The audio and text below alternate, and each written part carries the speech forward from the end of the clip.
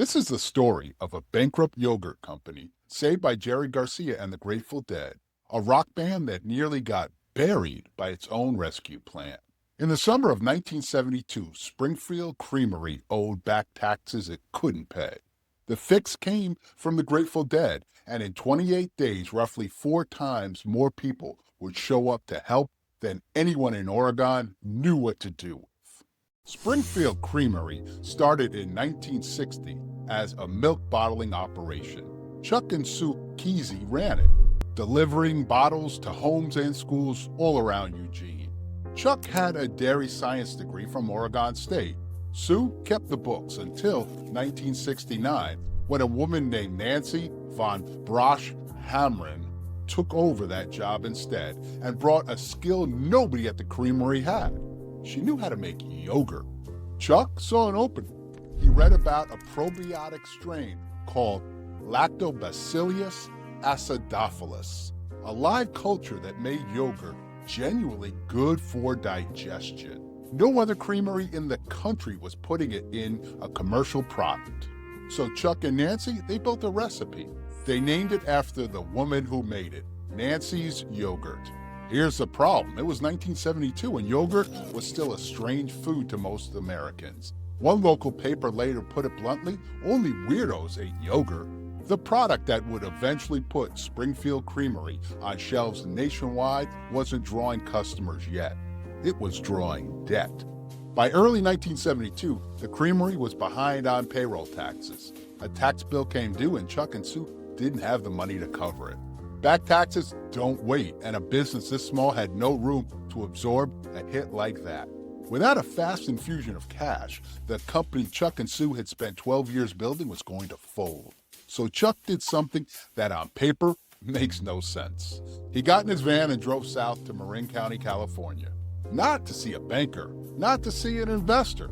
He went to ask a favor from a rock band his brother had known for years. Chuck Kesey wasn't a stranger to the Grateful Dead. He'd been going to see them since before most people had heard the name. His brother, Ken Kesey, the novelist behind One Flew Over the Cuckoo's Nest and the subject of Tom Wolfe's The Electric Kool-Aid Acid Test, ran with a group called the Merry Pranksters. In the mid-1960s, the pranksters threw parties called the Acid Tests. The Grateful Dead played most of them. That's where the friendship started, years before either side had money or fame to speak of. So when the creamery hit trouble, Chuck didn't call a bank. Some retailers credit the band's longtime roadie, a man everyone called Ramrod, with making the connection happen. Chuck's own family tells it differently. They say it was Chuck himself who got in the van, drove to Marin County, and asked his brother's old friends for a favor directly. He wanted a benefit concert. The band said yes, and the timing, it was striking. Garcia, Bob Weir, Phil Lesh, Bill Kreitzman, and the recently joined Keith and Donna Jean Goss show had just come off their now legendary Europe 72 tour, one of the most celebrated runs in the band's history. They were at the peak of their powers. They were also missing one of their own. Ron Pigpen McKernan, the band's original frontman, was too sick with liver disease to make the trip.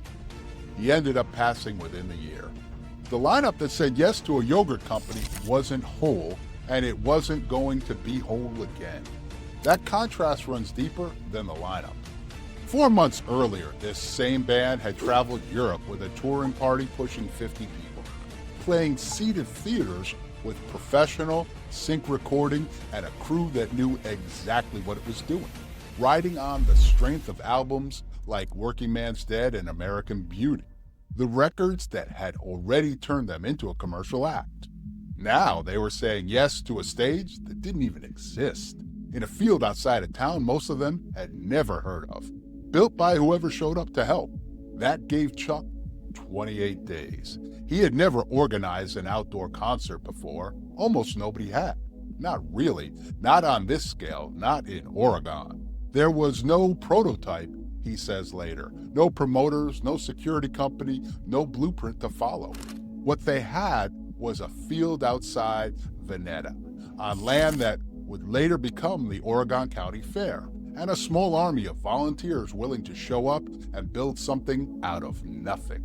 Sue Kesey put it best years afterwards.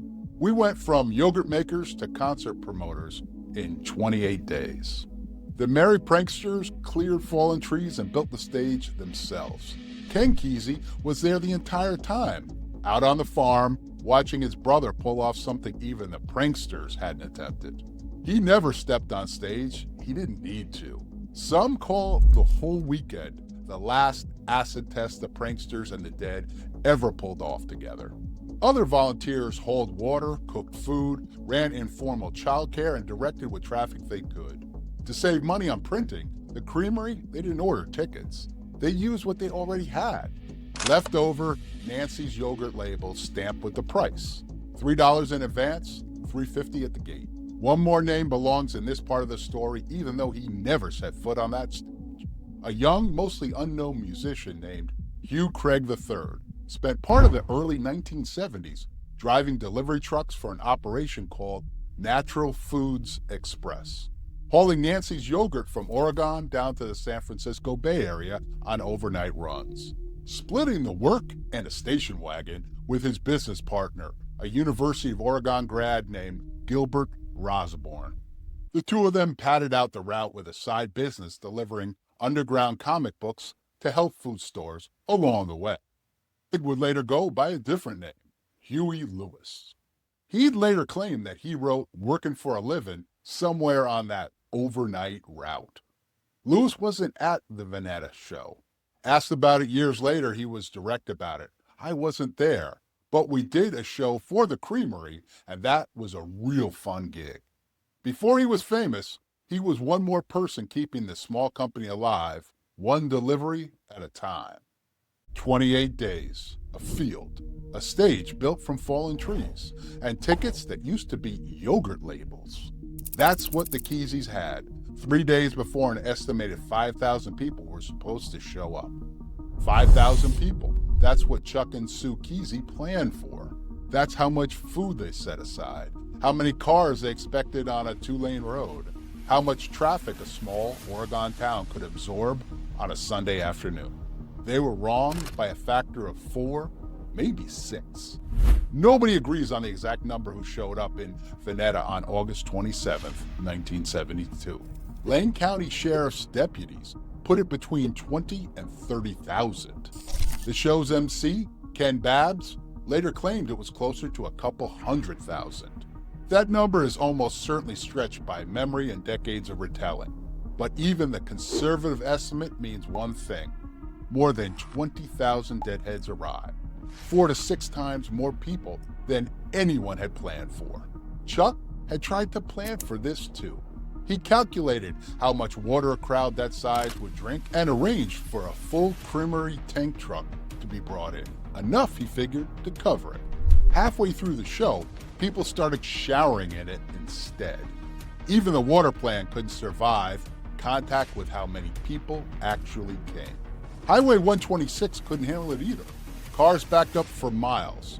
One report said the jam started halfway from Florence to Eugene. Local residents, the ones who hadn't signed up for a rock concert in their backyard, called in complaints about the traffic, the noise, and the crowd spilling past the edges of the field that was never built to handle this many people. Here's the part that should have been good news and almost wasn't. With a crowd this size, there was no real way to collect from everyone at the gate. People walked in from every direction. They climbed over fences, found their way through trees, past whatever ticket booth the Creamery had managed to put together over those 28 days. The event that was supposed to save Springfield Creamery from a tax bill it couldn't pay was now so big it risked collecting almost nothing from most of the people who showed up. Think about that for a second. The rescue plan worked too well to work at all. The volunteers who built the stage in 28 days hadn't thought to check which way it faced. It faced west, straight into the afternoon sun. Nobody planned that. Nobody had built an outdoor stage before to know it mattered. And the day itself wasn't done testing them. As the crowd settled in and the afternoon wore on, the temperatures on stage climbed past 100 degrees, made worse by a mistake nobody knew they were making: the stage setup and angle. The Grateful Dead still had to play 3 sets. The heat hit 108 degrees on stage, not the air, the stage itself, where the band stood under the direct sun with nowhere to go or hide. It's often repeated as the hottest day in Oregon's recorded history. That specific claim doesn't hold up against the official weather reports or weather records, but it was hot. What's not in dispute is the number on the stage itself, and what that number did to 5 people trying to play music through it. Guitars went out of tune within minutes and stayed that way. Jerry Garcia later described the whole afternoon in 3 words: comatose from sunstroke. Chuck Kesey remembered the band's own verdict on the day: the stark, nakedest scene they ever attended. And still, the Grateful Dead played 3 full sets. They didn't cut the show short. They played into a sunset that couldn't come fast enough, in front of a crowd 4 to 6 times larger than anyone had planned for, on a stage hot enough to wrap the sound of every instrument on it. Garcia played it on a Nash Stratocaster that day, the guitar that carried him through Europe that spring. His most famous instrument, the one fans would later call the Wolf, hadn't been built yet. Phil Lesh stood next to him on a custom alembic bass he nicknamed Big Brown, an instrument from the company closely tied to the band's own crew, including their longtime sound engineer, Owsley Stanley, known to everybody as Bear. Bob Weir played a Gibson ES 354, rare even then.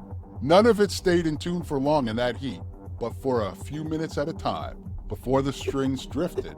This was a band playing some of the best sounding gear of their career on the worst stage of the summer. Somewhere in the middle of it, Ken Babbs got the sound working again after a dropout and told the crowd, "We're back on the air again." He'd already given the day its own name from the stage. He called it the Field Trip. It stuck, though almost nobody outside of Oregon would hear it again for decades. Money wasn't the only thing running short that day. The original plan was for the film crew was ambitious. 16 cameras, one for each channel in the band's live sound mix. Nobody could afford that. What showed up instead was 4 to 6 people with 16mm cameras, trying to capture what everyone on that field could already feel was something special. But film stock cost money, and this production didn't have much of that. They couldn't afford enough to shoot a full 3-hour show, so director John Norris made a call before nearly every song: roll or cut. Some songs got the film, some didn't. Me and My Uncle, Deal, Mexicali Blues, lost to the budget. No footage exists. But when the band launched into Dark Star, stretching a single song past 31 minutes into something closer to a fever dream, Norris kept that camera rolling for all of it. He knew what he had. For Deadheads, Dark Star was already the song that defined what the band could do when they let a performance go wherever it wanted to go. A reputation built night after night at places like the Fillmore West and the Winterland Ballroom, the San Francisco venues where the Dead had spent years learning exactly how far one song could get stretched. Animated sequences got cut into the footage later, turning that one song into the visual center of that entire film.